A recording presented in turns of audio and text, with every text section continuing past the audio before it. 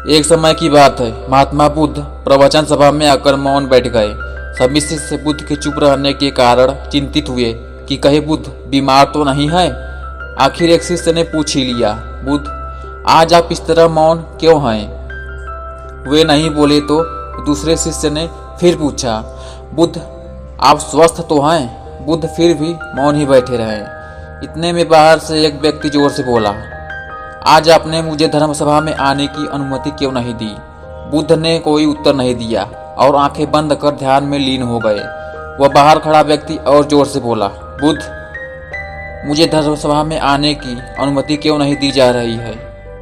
धर्मसभा में बैठे बुद्ध के शिष्यों में से एक ने उसका समर्थन करते हुए कहा, बुद्ध, उसे धर्मसभा में आने की अनुमति प्रदान कीजिए। महात्मा बुद्ध ने आंखें खोली और बोले, नहीं, उसे अनुमति नहीं दी जा सकती क्योंकि वह अछूत है। यह सुनकर सभी शिष्य आश्चर्य में पड़ गए कि बुद्ध कब से छुआछूत को मानने लगे। महात्मा बुद्ध ने सभी शिष्यों के प्रश्नों का उत्तर देते हुए कहा, हाँ, वह अछूत है। वह आज अपनी पत्नी से लड़कर आया है।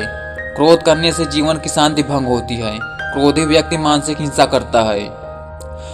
क्रोध के कारण ही शारीरिक हिंसा होती है। क्रोध करने वाला अछूत होता है क्योंकि उसकी विचार तरंगे दूसरों को भी प्रभावित करती हैं। उसे आज धर्मसभा से बाहर ही रहना चाहिए। उसे वहां खड़े रहकर पश्चाताप की अग्नि में तप कर शुद्ध होना चाहिए। शिष्यगण समझ गए कि छुआछूत क्या है और अछूत कौन है। उस व्यक्ति को भी बहुत पश्चाताप हुआ। उसने कभी भी क्रोध न करने का प्रण लिया। बुद्ध ने उसे धर्मसभा में आने की अनुमति प्रदान की। दोस्तों, इस कहानी में बुद्ध हमें ये सीख देना चाहते हैं कि हमें कभी भी क्रोध नहीं करना चाहिए। क्रोध से हमारा ही नुकसान होता है। यदि आपको क्रोध आए तो आप थोड़ी देर रुकना और सोचना कि क्या मैं ये सही कर रहा हूँ? क्या मुझे ऐसा करने से कहीं हानि तो नहीं होगी? धन्यवाद।